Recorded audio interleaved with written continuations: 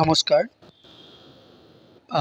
Primary OMR case নিয়ে ২০১৪ primary যে OMR case সেই নিয়ে আমি কালকে কিছু গুরুত্বপূর্ণ তথ্য আপনাদের দিয়েছিলাম যে কেন আবার তাড়াহুড়ো করে লিস্টেড হলো।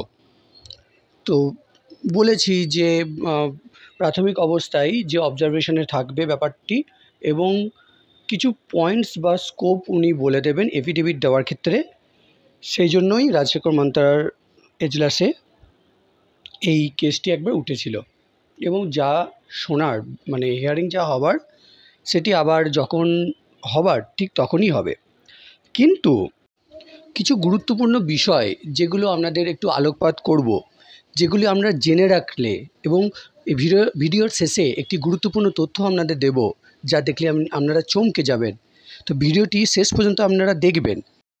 আরও কতগুলি পয়েন্ট আছে যেগুলো উল্লেখ করব, কিন্তু ভিডিওটি যদি আপনারা শেয়ার করেন, লাইক করেন এবং চ্যানেলটির সঙ্গে জুড়ে থাকেন, তবে আরও 3টি গুরুত্বপূর্ণ বিষয়ে আপনারা অবগত হবেন।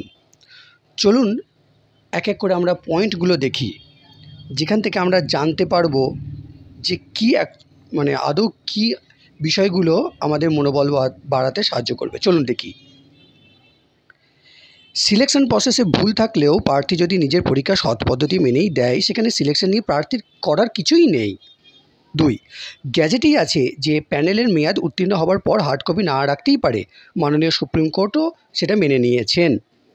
তাহলে বুঝতে পারছেন দুটো পয়েন্ট আপনারা।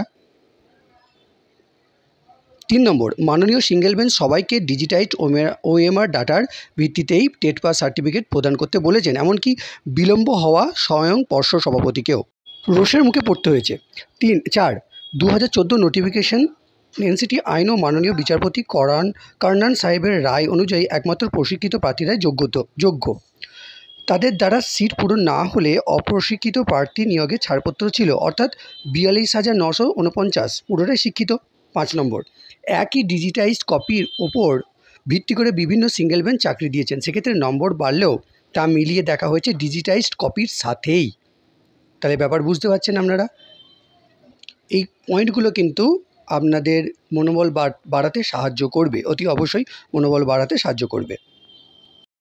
পয়েন্টগুলো একটু মাথায় রাখুন। 6, ম্যাট 1594তেও বলা হয়েছিল যেহেতু ওএমআর হার্ড কপি নেই, তাই ডিজিটাইজড ওএমআরের ওপর ভিত্তি করে প্রাপকদের নির্দিষ্ট নম্বর দেওয়া হোক। 7, সিবিআই রিপোর্টও দিয়েছে ডিজিটাইজড কপির নম্বর ও আরটিআর নম্বর পুরো মিলে যাচ্ছে। ঠিক আছে, বুঝতে পারছেন। সিবিআই রিপোর্টও দিয়েছে যে ডিজিটাইজড কপির নম্বর মিলে যাচ্ছে। 8, 2012 টেটে একই বিষয়ে দুর্নীতির অভিযোগও প্রমাণিত হলেও ডিভিশন বেঞ্চ পর্ষদকে ফাইন করে ক্ষমা করেছেন, যাতে কোনো নিরপরাধ শিক্ষক অসুবিধায় না পড়েন। কারণ ছিল পদের তুলনায় অর্ধেক প্রার্থী পাস করেছিলেন, তাই সামগ্রিক দুর্নীতির সূত্র খাটে না।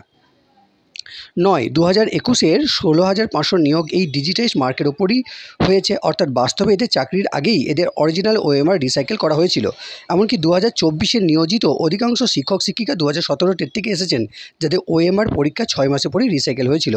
অর্থাৎ বোর্ড চাইলে ডিজিটাইজড ফর্মে কপি রাখতেই পারে, আর তাদের দায় প্রার্থীর ওপর বর্তায় না।